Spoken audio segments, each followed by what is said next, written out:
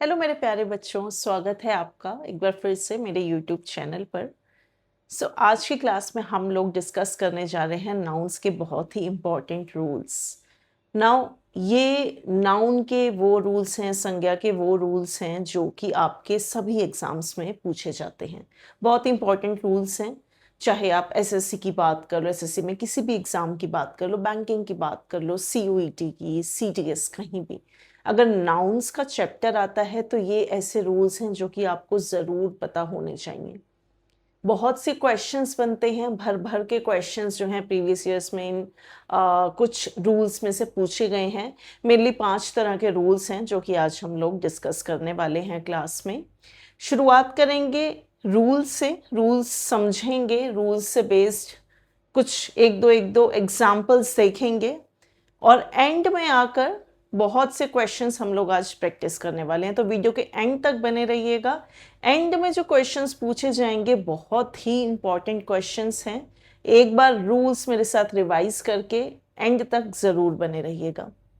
तो चलिए शुरुआत करते हैं अपनी क्लास की। और जैसे कि हम हर बार अपनी क्लास में करते हैं, बहुत ही पॉजिटिव नोट से अपनी क्लास की शुरुआत करते हैं, क्योंकि अगर आप लोगों की मेंटालिटी पॉजिटिव रहेगी, माइंडसेट पॉजिटिव रहेगा, तो फ्यूचर भी पॉजिटिव बनेगा। लाइफ में इम्पैक्ट आता है पॉजिटिव माइंडसेट का। सो चलिए, the past is in your head and the future is in your hands. एक बहुत ही एप्रोप्रिएट कोट है आप सब बच्चों के लिए, आप सब स्टूडेंट्स के लिए। आपका जो बीता हुआ कल है वो सिर्फ और सिर्फ आपके दिमाग में है, but doesn't exist in reality. Reality में वो है ही नहीं। रियलिटी में आपके हाथ में क्या है? प्रेजेंट है और आने वाला कल। आने वाले कल की तरफ बढ़िए, पास्ट में जो हो गया उसको भूलकर। जैसे कि मैं हमेशा बोलती हूँ, किसी वजह से मेहनत नहीं कर पाई या मेहनत नहीं की, इंटेंशनली नहीं की, भूल जाइए, आज ही भूल जाइए। आज से मेहनत कीजिए, लगातार मेहनत कीजिए, कंटिन्यूस प्रैक्टिस कीजिए। Continuous learning is the key, keep on learning. तो चलिए अपनी लर्निंग की शुरुआत करते हैं आज नाउन से। बहुत ही इंपॉर्टेंट रूल्स डिस्कस करने जा रहे हैं नाउन के। बात करते हैं रूल नंबर 1 की। रूल नंबर 1 बच्चे ये कहता है कि कुछ नाउन्स ऐसे हैं, कुछ संज्ञाएं ऐसी हैं जिनका सिंगुलर और प्लूरल एक जैसा होता है। Some nouns have the singular and plural alike. मतलब चाहे आप एक की बात करो, चाहे आप एक से ज्यादा की बात करो, ये वो नाउन्स हैं जिनका फॉर्म चेंज नहीं होता। वर्ड जो है वो एज इट इज रहता है। बहुत से ऐसे एग्जाम्पल्स हैं इस नाउन के। मैं आपको कुछ एग्जाम्पल्स यहां पर शो करती हूं। Swine, sheep,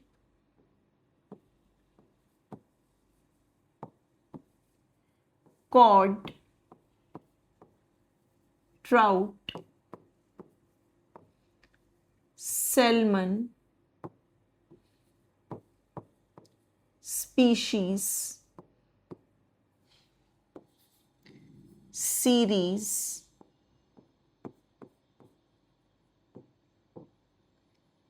aircraft.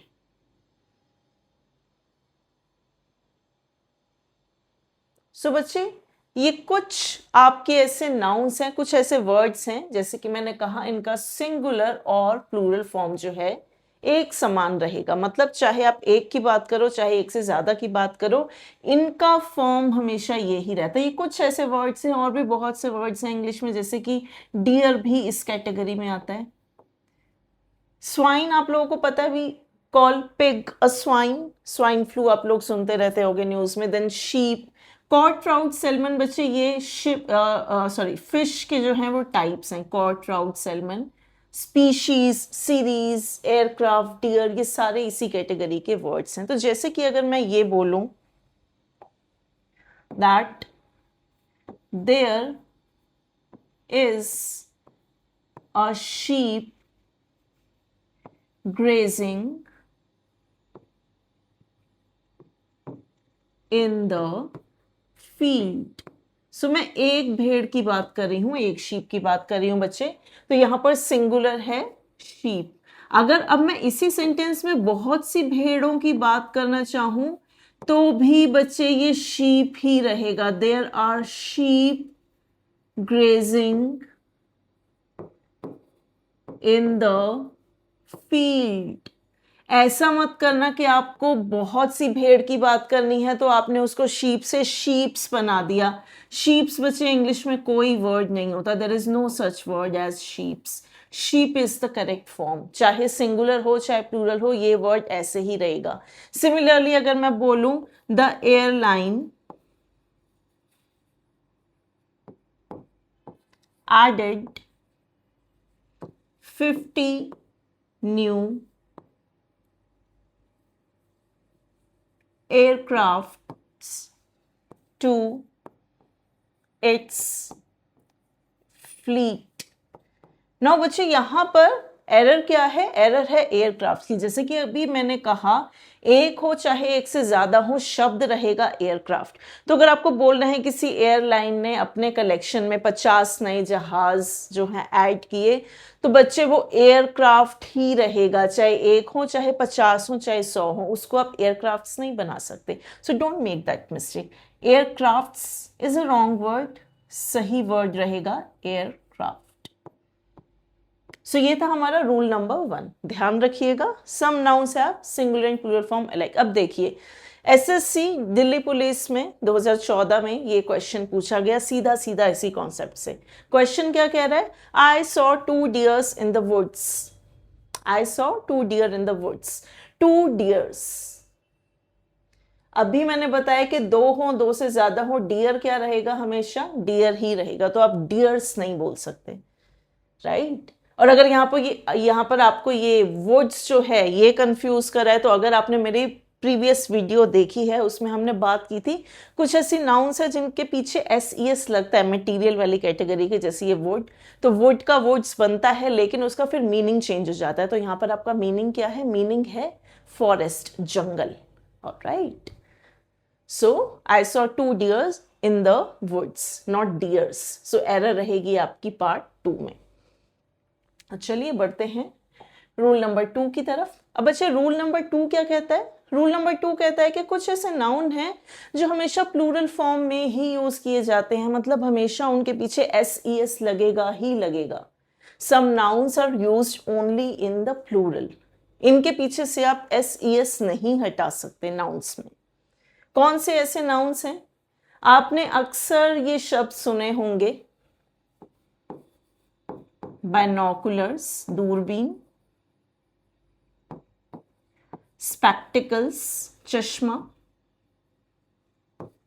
जीन्स जो हम पहनते हैं, jeans, pants, then trousers, pajamas, then you also have bellows, tongs, ये चिमटे के टाइप होते हैं, चिमटा होता है ना, चिमटा उसको बोलते हैं, बेलोस, टोंग्स, ये टूल्स हैं। Then you have scissors. So ये कुछ ऐसे वर्ड्स हैं यहां पर जो कि हमेशा आप प्लूरल की फॉर्म में ही देखते हो।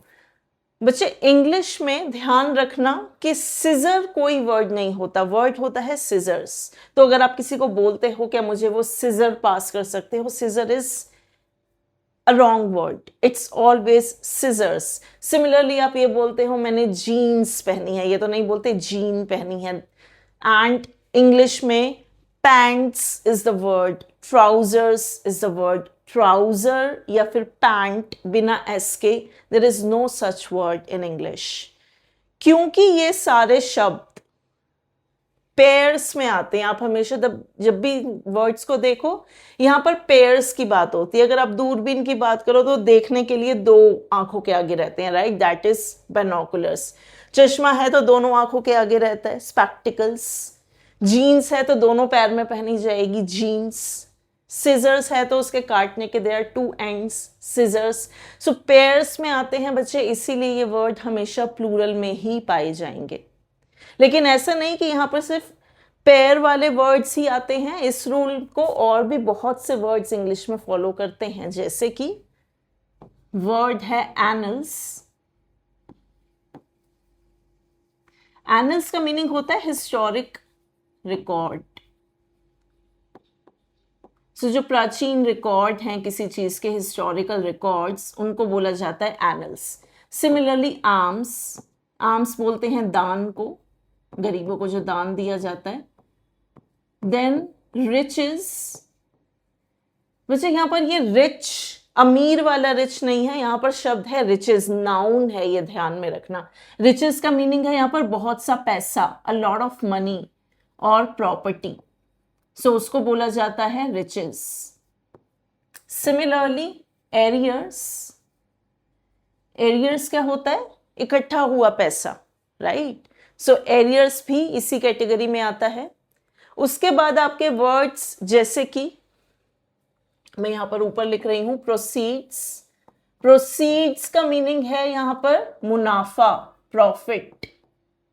ये नाउन है, ध्यान में रखना बच्चे। मैंने बहुत बच्चों को देखा है कि वो इस कॉन्सेप्ट पे आके कंफ्यूज हो जाते हैं कि प्रोसीड तो मतलब होता है आगे बढ़ना, हमने तो ये शब्द पढ़ा है इंग्लिश में प्रोसीड, फिर आप कैसे बोल सकते हो कि प्रोसीड कोई वर्ड नहीं। तो बच्चे यहाँ पर ये आगे बढ़ना, प्रोसीड, ये होता है वर्ब। यहाँ पर वर्ब का चैप्टर नहीं पढ़ाया जा रहा, मैं बात कर रही हूँ नाउन्स की। तो नाउन्स में जब भी आपको मुनाफा बोलना है तो मुनाफा होगा प्रोसीड्स। सिमिलरली यू हैव न्यूप्टियल्स, न्यूप्टियल्स बोलते हैं शादी को, वेडिंग को, सो दैट इज कॉल्ड न्यूप्टियल्स। ये सारे ऐसे शब्द हैं जो कि हमेशा हमेशा प्लूरल फॉर्म में ही आपको मिलेंगे, नोट कर लीजिएगा वीडियो को रोक के। तो चलिए आपको दिखाती हूं इन पर बेस्ड अब कुछ एग्जाम्पल्स। ये आपका क्वेश्चन आया था डेटा एंट्री ऑपरेटर 2013 एलडीसी में। My father gave me a pair of binocular on my birthday, no error. अब अच्छा देख रहे हो कितना डायरेक्ट एग्जाम्पल, मतलब इससे डायरेक्ट और क्या पूछा जाएगा किसी भी एग्जाम में। सीधा सीधा रूल अप्लाई होता है, my father gave me a pair of binocular, binocular नहीं, a pair of binoculars on my birthday. अब आप देख रहे हो ये लगा हुआ है वर्ड इसके आगे, अ पेयर ऑफ। तो यहां पर होता क्या है, क्योंकि मैंने अभी जो आपको शब्द बताए थे जैसे कि ट्राउजर्स, बाइनोकुलर्स, सिजर्स, मैंने कहा था ये सारे पेयर में आते हैं, तो इनके आगे अक्सर आपको ये शब्द भी देखने को मिलता है, अ पेयर ऑफ बाइनोकुलर्स। सो अक्सर इस तरह से इंग्लिश में बोला जाता है, अ pair of scissors, a pair of jeans, a pair of trousers, a pair of pants, because ये आते ही pairs में। ऑलराइट, सो ये आपका बहुत ही सीधा क्वेश्चन बनता है। सिमिलरली अगर मैं ये बोलूं कि can you pass me scissor, और आपसे पूछूं क्या ये ग्रामेटिकली करेक्ट है, can you pass me scissor, तो बच्चे आंसर होगा no. scissor is no word, it's always scissors। आप ऐसे बोल सकते हो can you pass me scissors, या फिर आप ऐसे बोल सकते हो कैन यू पास मी और इसके आगे लगा दो a pair of scissors, even that would be correct। सो कैंची हमेशा scissors रहेगी, कभी भी scissor नहीं होगी, ध्यान में रखिएगा। तो चलिए बच्चे अब बात करते हैं रूल नंबर 3 की। सो रूल नंबर 3 हमारा क्या कहता है कि कुछ कलेक्टिव नाउन्स ऐसे होते हैं जो कि सिंगुलर फॉर्म में आते हैं लेकिन यूज हमेशा प्लूरल की तरह किए जाते हैं। देखने में ये संज्ञाएं जो हैं ये एक वचन जैसी लग सकती हैं, लेकिन हमेशा इनको बहुवचन के जैसे ही यूज करना है, प्लूरल के जैसे ही यूज करना है। ऑलराइट, सो यहाँ पर जो आपके कलेक्टिव नाउन्स हैं, अगर आपको याद हो मेरी प्रीवियस वीडियोस अगर आपने देखी होंगी तो वहाँ पर हमने बात की थी कलेक्टिव नाउन्स की। तो कलेक्टिव नाउन्स बच्चे अगर आपको याद होंगी, कैटल, भेड़ बकरी जिसको हम बोलते हैं, उसके बाद आता है जेंट्री। जेंट्री मतलब सोसाइटी का वो ग्रुप, वो लोग जो कि अच्छे व्यवहार वाले लोग होते हैं, पढ़े लिखे अच्छे व्यवहार वाले लोग, उनको बोला जाता है जेंट्री।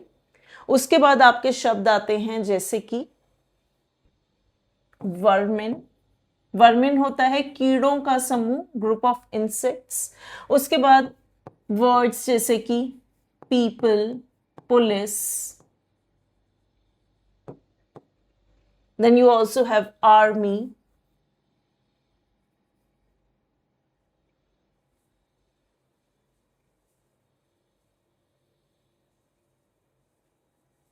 उसके अलावा भी यहां पर बहुत से वर्ड्स हैं जैसे कि इन्फेंट्री,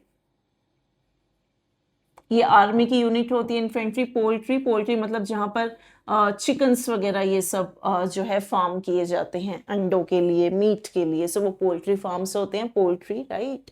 सो उसको बोला जाता है poultry. So cattle, gentry, vermin, people, police, army, infantry, poultry, ये सारे आपके बच्चे कलेक्टिव नाउन हैं। अब देखने में तो उनके पीछे ऐसे ही ऐसा आपको नहीं दिख रहा, राइट।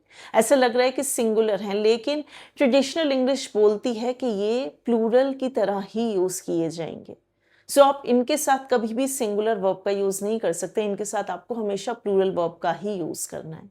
ऑलराइट, सो प्लूरल की तरह इनको कंसिडर करोगे। सो अगर मैं आपको एक एग्जाम्पल दूं, यहां पर मैं कहूं cattle was sent back to the farm, कि भेड़ बकरियां, कैटल, उनको फार्म पर वापस भेज दिया गया। तो बच्चे अभी अभी हमने पढ़ा कि ये हमेशा प्लूरल की तरह यूज होते हैं, तो आप इनके साथ वॉज का यूज नहीं कर सकते मेरे बच्चे। आप हमेशा बोलोगे कैटल वर, भले ही कैटल के पीछे एस ई एस नहीं लगा, लेकिन ये कलेक्टिव नाउन है, हमेशा प्लूरल की तरह यूज होगा। एक तो आप सबसे पहली बात तो ये कि इसको कैटल्स कभी नहीं बोलोगे, प्लीज कभी भी उसको कैटल्स नहीं बोलना, वो कैटल ही रहेगा, कलेक्टिव है ऑलरेडी। सो कैटल रहेगा और उसके साथ वर्ब यूज करोगे बच्चे, plural verb, not a singular verb. Similarly बच्चे पुलिस भी आपका एक ऐसे कैटेगरी का वर्ड है, पीपल, वर्मेन, ये सारे आप कभी भी पीपल हैज नहीं बोलोगे, आप हमेशा क्या बोलोगे, पीपल, और उसके आगे लगाओगे हैव, क्योंकि पीपल का मतलब होता है एक से ज्यादा, जब एक से ज्यादा है तो प्लूरल है, पीपल हैव। बहुत ही सिंपल सा कॉन्सेप्ट है लेकिन बहुत ही इंपॉर्टेंट। अब इस पे बेस्ड एक क्वेश्चन आपको दिखाती हूँ कैसे एमटीएस में 2014 में सीधा सीधा ये क्वेश्चन पूछा गया था, the cattles are grazing in the fields. तो बच्चे अभी अभी मैंने आपको क्या बताया कि ये ऑलरेडी प्लूरल है, इनके पीछे एक तो आप एस ई एस नहीं लगाओगे, कैटल्स नहीं होता, वर्ड क्या रहेगा, कैटल। जितने भी हैं सबको मिला के ही तो कैटल बोला जाता है, ऑलरेडी प्लूरल है, वो ऑलरेडी कलेक्टिव है। तो cattle are grazing in the fields, are तो यहाँ पर एकदम करेक्ट है क्योंकि ये हमेशा प्लूरल होता है, इसके साथ प्लूरल ही आएगा, तो आर का यूज एकदम करेक्ट है। आपकी एरर किस में थी, एरर थी यहाँ पर पार्ट 1 में। ऑलराइट, सो इस तरह के क्वेश्चन जो है आपके इस कॉन्सेप्ट पे बनते हैं, ध्यान में रखिएगा। अब आते हैं रूल नंबर 4 पे। सो बच्चे रूल नंबर 4 क्या कहता है, रूल नंबर 4 कहता है कि कुछ ऐसे नाउन्स हैं जो कि देखने में तो प्लूरल लगते हैं लेकिन होते सिंगुलर है। ये बहुत ही कंफ्यूजिंग हो जाते हैं कॉन्सेप्ट्स थोड़े से। तो बच्चे इनका मीनिंग क्या हुआ कि ये ऐसे शब्द हैं जो देखने में प्लूरल लगते हैं, और क्यों लगते हैं, क्योंकि आपको अक्सर इनके पीछे एस या फिर ई एस जो है वो दिखाई देता है। तो क्योंकि उनके पीछे एस ई एस दिखाई देगा, आप सोचोगे ये तो प्लूरल शब्द हैं लेकिन होते ये सिंगुलर हैं। जैसे कि अगर आप थोड़े से अपने दिमाग पे जोर डालोगे, आपके कुछ ऐसे सब्जेक्ट्स के नाम होते हैं स्कूल में, कॉलेज में, जिनके पीछे एस ई एस जो है लगा होता है। फिजिक्स, इकोनॉमिक्स, मैथमेटिक्स, एथिक्स, है ना, काफी सारे सब्जेक्ट बच्चे, राइट। सो है तो ये एक ही सब्जेक्ट का नाम, लेकिन पीछे इनके लगा हुआ है एस। तो हो सकता है आप लोग ये भूल कर दो कि मैम इनके पीछे तो एस लगा हुआ है तो ये तो प्लूरल है, इनके साथ तो प्लूरल वर्ब आनी चाहिए। नो, देखने में भले ही ये प्लूरल लग रहे हैं लेकिन होते ये सिंगुलर हैं, राइट। तो इसमें आते हैं ये सब्जेक्ट्स के नाम, उसके बाद कुछ बीमारियों के नाम, जैसे कि आप लोगों ने सुना होगा मीजल्स, मम्प्स, ये बीमारियों के नाम भी इसी में आते हैं। उप सॉरी, मीजल्स की स्पेलिंग गलत लिख दी मैंने। सो मीजल्स है MEASLES, मीजल्स, मम्प्स। ऑलराइट, और भी एक ऐसा शब्द है न्यूज, राइट। सो अगर एक खबर होती है तो भी वो न्यूज ही रहती है ना, राइट, न्यूज। अब आप न्यूज को जो है वो कैटेगरी में भी डाल सकते हो, जो रूल नंबर 1 की कैटेगरी है, जहां पर हमने बात की थी कि इनके जो हैं सिंगुलर प्लूरल फॉर्म जो हैं एक जैसे रहते हैं, राइट। तो एक है वो भी न्यूज़ ही रहेगी, एक से ज़्यादा होंगी वो भी न्यूज़ रहेंगे। और यहाँ पर भी ये वैलिड है कि देखने में प्लूरल है लेकिन है सिंगुलर, राइट। सो बच्चे यहाँ पर मैं क्या बोलूँगी, physics is my favourite subject. अगर आपको बोलना है कि फिजिक्स मेरा फेवरेट सब्जेक्ट है, सो फिजिक्स इज, आर नहीं बोलोगे, सिंगुलर नाउन है तो यूज करोगे बच्चे सिंगुलर वर्ब का। ऑलराइट, सिमिलरली आप बोलोगे news is being aired on the television, right. So news के साथ भी लगाओगे इज।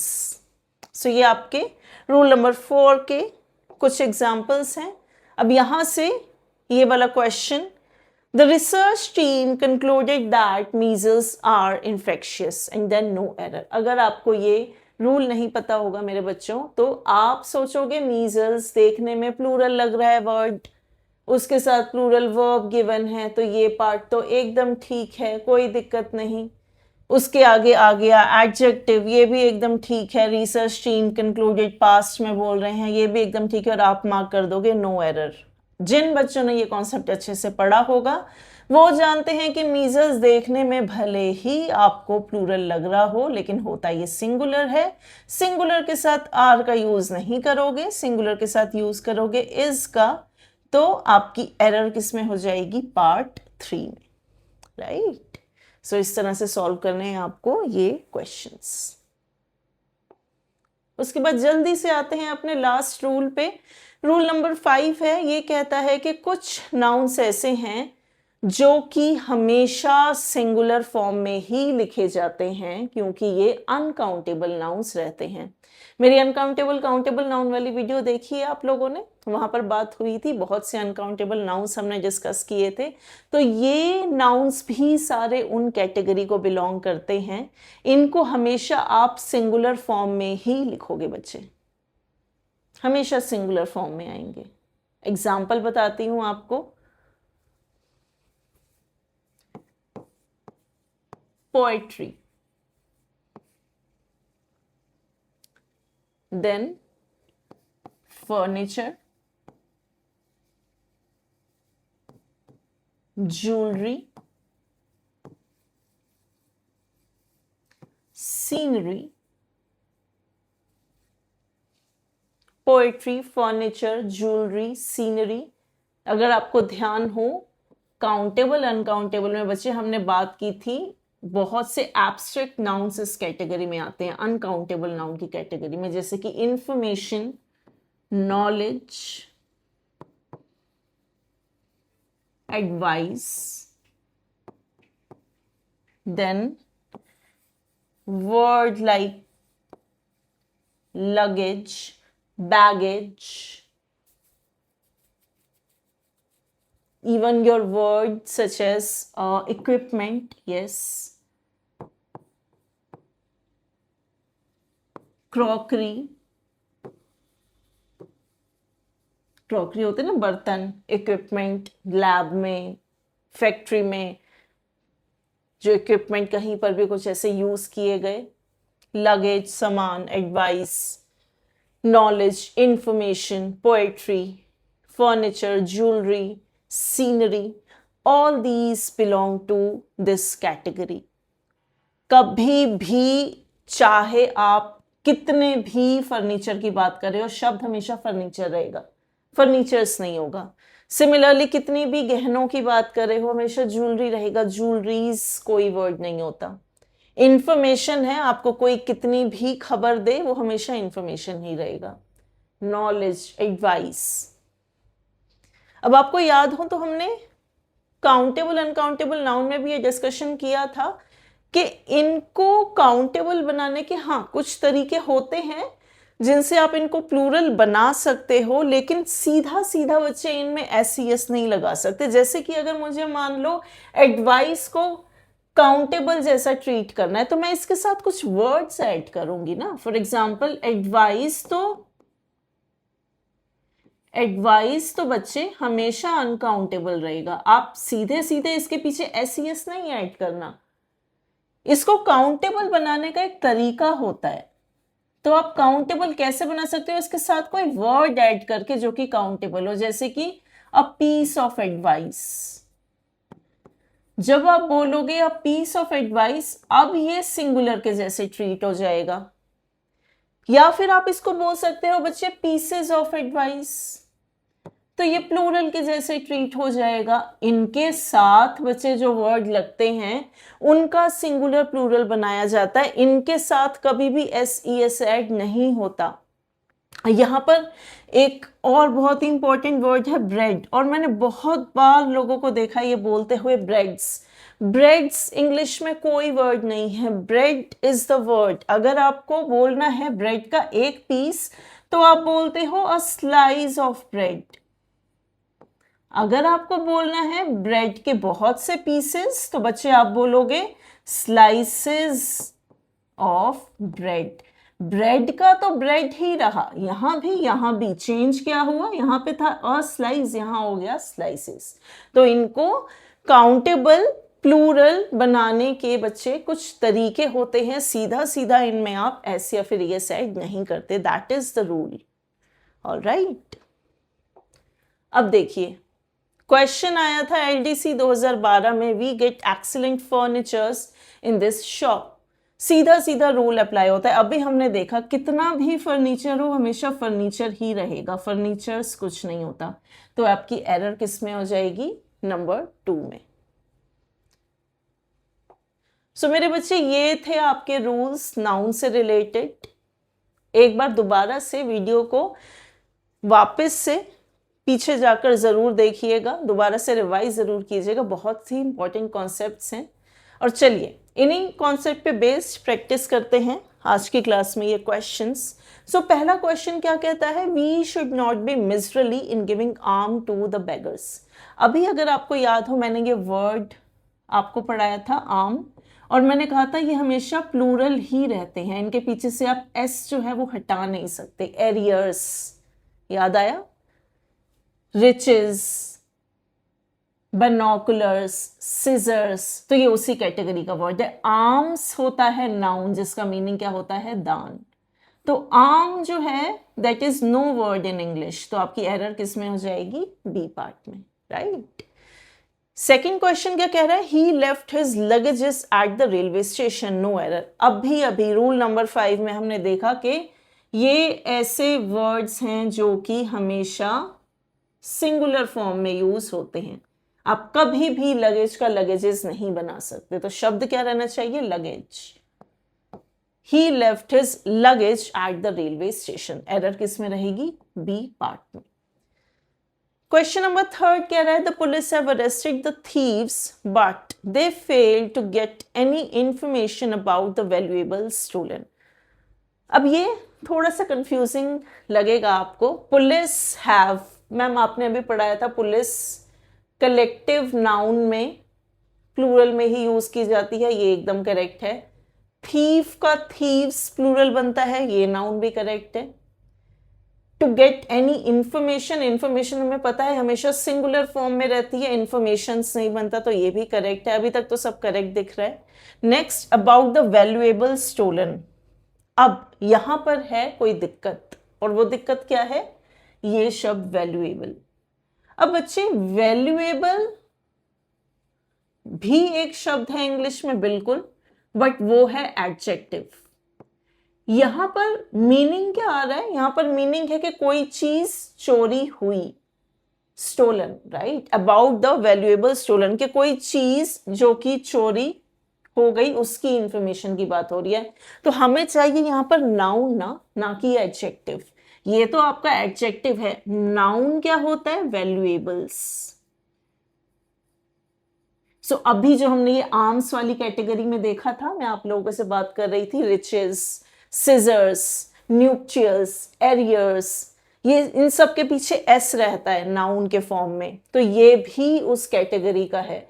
जब आपको बोलना है कि कोई कीमती वस्तु, अब वस्तु है, नाउन है, समझ में आया, वस्तु नाउन, कीमती वस्तु को बोलते हैं वैल्यूएबल्स। कीमती, अगर खाली कीमती है तो बच्चे वो हुआ विशेषण, वो हुआ एडजेक्टिव, वो होगा वैल्यूएबल। यहां पर हम कीमती नहीं बोल रहे, हम बोल रहे हैं कीमती वस्तु। तो वस्तु जो कि कीमती है उसको हमेशा बोला जाता है वैल्यूएबल्स। तो यहां पर एरर थी इस पार्ट में, valuables, that would be D. And the fourth question says, he should understand that ethics make the basis of life good. अभी अभी हम लोगों ने पढ़ा था कि कुछ सब्जेक्ट्स के नाम ऐसे होते हैं जिनके पीछे एस सी एस रहता है, तो हमें लगता है कि ये प्लूरल है, लेकिन होते वो सिंगुलर है। एथिक्स भी उसी में मैंने लिखा था, अगर नहीं ध्यान में है वापस से पीछे जाकर वीडियो में देखना। तो बच्चे एथिक्स सिंगुलर है, तो सिंगुलर के साथ तो सिंगुलर वर्ब आनी चाहिए ना, तो मेक की जगह क्या आएगा, मेक्स। सिंगुलर सब्जेक्ट के साथ आएगी सिंगुलर वर्ब, तो एरर क्या हो गई आपकी, make, B part. I hope यहां तक सबको सब कुछ क्लियर हो। And now let's come to the last part.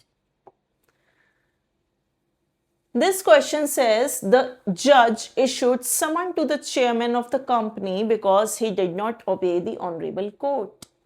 This means that जज ने कंपनी के चेयरमैन को समन भेजा क्योंकि उसने कोर्ट का ऑर्डर ओबे नहीं किया। अब बच्चे समन, कोर्ट से जो नोटिस आता है वो समन नहीं होता, उसको इंग्लिश में हमेशा क्या बोलते हैं, समन्स। एक है तो भी आप समन्स ही बोलोगे, उसका नाम ही समन्स है, समन नहीं होता। सो आपकी एरर रहेगी बी पार्ट में। ये भी आपका इसी कैटेगरी में आ गया कि देखने में तो आपको क्या लग रहा है, प्लूरल है, लेकिन है सिंगुलर। इसका नाम ही रहेगा समन्स, इसके पीछे से आप एस ई एस नहीं हटा सकते। फिर नेक्स्ट क्वेश्चन कहता है doctors did their best to save the lives of the accident victims. अब ये सीधा सीधा कोई कैटेगरी को बिलोंग नहीं करता जो आज हमने रूल्स पढ़े, लेकिन हाँ कॉन्सेप्ट तो रूल का ही है, नाउन का ही है, sorry. Doctors did their best to save the lives of the accident victims, तो यहाँ पर एरर है बच्चे इस पार्ट में, लाइव्स में। अगर आपको याद हो हमने बात की थी, कुछ ऐसे नाउन हैं जैसे कि नाइफ, वाइफ, लाइफ, ये है सिंगुलर। इनको प्लूरल बनाने का क्या वे होता है, सो बच्चे इनको प्लूरल बनाने के लिए हम क्या करते हैं, नाइफ से होता है नाइव्स, वाइफ का होता है वाइव्स। सिमिलरली लाइफ का प्लूरल क्या होता है, लाइव्स, ना कि lifes. So this is the error in C, plural form ही गलत है। और फिर last question, the gentry of our colony was invited to attend the meeting. So बच्चे अभी अभी हमने लास्ट रूल जो पढ़ा था कलेक्टिव नाउन्स का, right. So gentry of our colony, gentry is a collective noun, हमेशा प्लूरल फॉर्म में ही यूज किए जाएंगे। वॉज नहीं बोल सकते, जेंट्री वर। कलेक्टिव नाउन अगर प्लूरल है तो उसके साथ वर्ब भी कैसी आएगी, प्लूरल। सो आपकी एरर किस में आएगी, पार्ट सी में। तो बच्चों ये थे नाउन के रूल्स, सारे ही रूल्स बहुत ही इंपॉर्टेंट हैं, एक भी रूल मिस नहीं करना है। इस तरह के बहुत से और ऐसे शब्द बनते हैं जो कि इन कैटेगरीज में फिट होते हैं। जैसे जैसे वीडियोस आगे बढ़ेंगी इस चैनल पे आप लोगों को और भी क्वेश्चंस मिलेंगे इनसे रिलेटेड, तो अपनी लिस्ट को, जहां पर भी आपने लिस्ट बनाई है अपने नोटबुक में, उसको अपडेट करते रहना विद द क्वेश्चंस। ऑलराइट, सो आज की क्लास के लिए बच्चों इतना ही। उम्मीद करती हूँ नाउन का चैप्टर अभी तक आप लोगों को अच्छे से समझ आ रहा होगा। और जैसे कि मैं हमेशा बोलती हूँ कि अगर आपको कोई भी चीज़, कोई भी कॉन्सेप्ट नहीं समझ आता है, कोई भी आपके पास ऐसा क्वेश्चन है जिसमें आपको कोई डाउट है, तो आप कमेंट में उसको टाइप कर सकते हैं। I will try my best कि मैं उसको वहाँ पर आंसर करूँ। तो चलिए, आज की क्लास के लिए इतना ही। मिलूंगी आपसे नेक्स्ट क्लास में, आगे बढ़ाएंगे इस डिस्कशन को नाउन से related. Till then see you, take care, bye bye.